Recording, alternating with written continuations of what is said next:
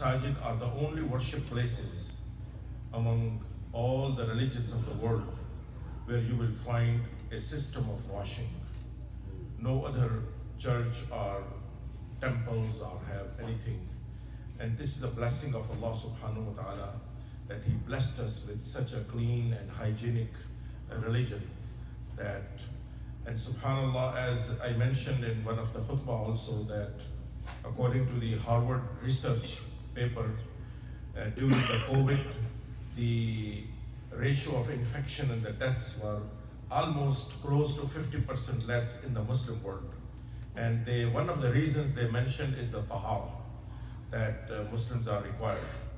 Now, my respected brothers, especially ibadat, and when it comes to salat, the Tahara is a condition. And if the Tahara is not properly done, then the salat is not valid. There are examples that Rasulullah saw somebody praying in the masjid, and he figured out that he has not done proper Tahara. Rasulullah sent him back, go make your wudu again and pray again. This is a sensitive matter that we need to be properly aware of what are the requirements. And especially we take care of our children, we teach them, because when we grow up, then we don't have, or we rarely have any chance that we fix or we learn better. Some of the common mistakes in the Tahara that ulama have pointed out and have written books, we need to be aware of that. I'm going to mention only 4. Rasulullah sallallahu alayhi wasallam said that this has been reported about him in Sahih al-Bukhari, أنه كان يغتسل بالصاع إلى 5 أمداد ويتبطأ بالمد. The first mistake we do is that we run a lot of water.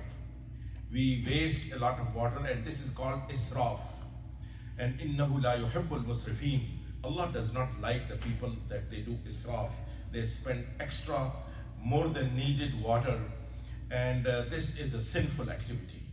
We are trying to make wudu and trying to make salah to earn good deeds, and we end up having sins.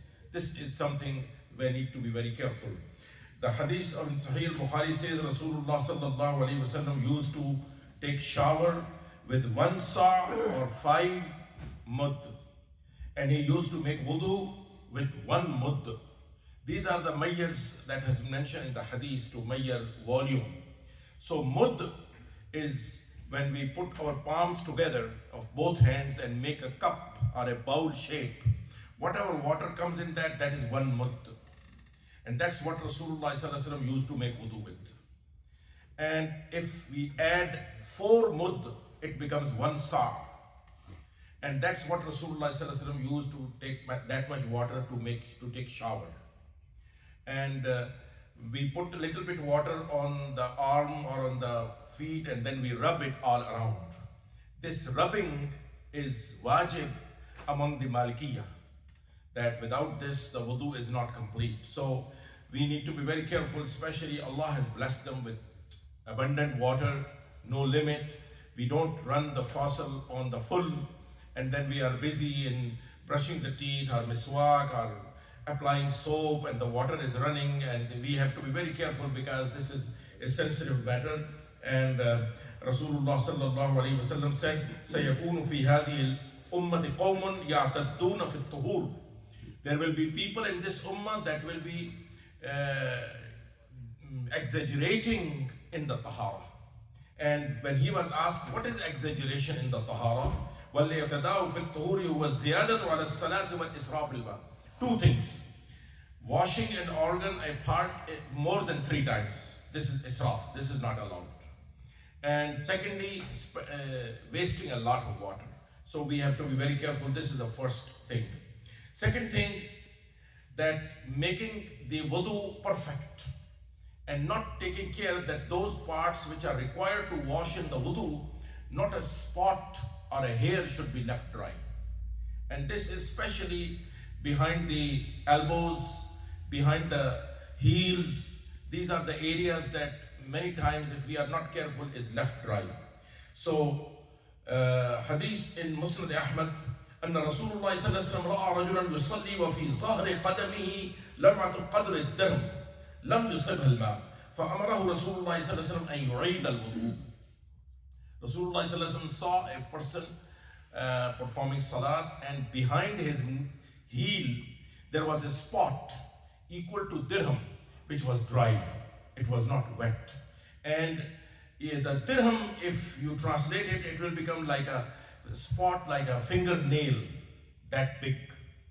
That was left dry, and Rasulullah noticed, and he sent him back, go make your wudu again, which means you make your salat again also. So we have to be very careful about these things. We, especially in the month of Ramadan, we don't want to make our salat waste or invalid.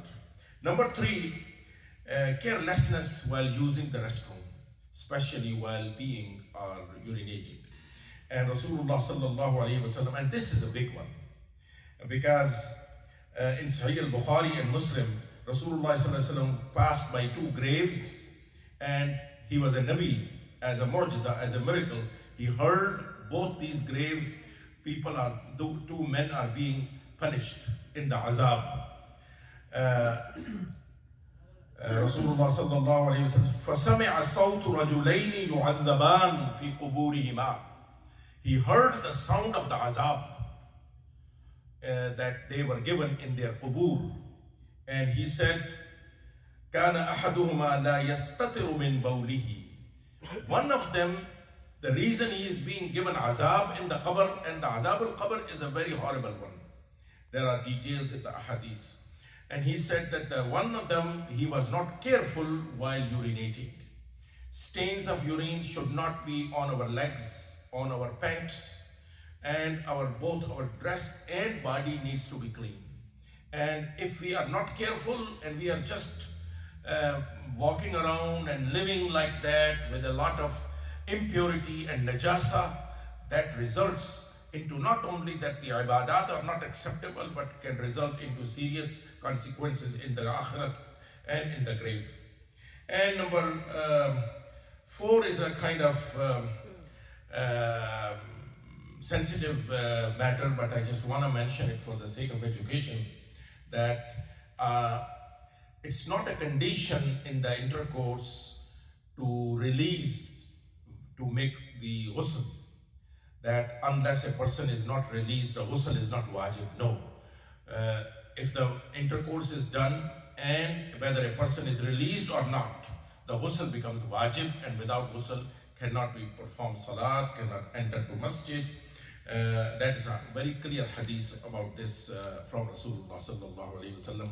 And this is the month of Ramadan, my respected brothers. We need to pick up a small book of Tahara, and we go over it, and it's a good revision. And in Arabic language they say, even if I know it, fil i'adati ifada, if I revise anything, repeat anything, it's always helpful.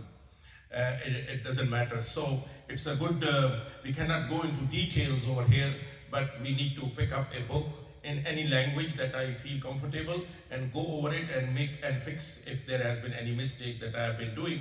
May Allah subhanahu wa ta'ala accept our ibadat and ta'at in this special month of Ramadan.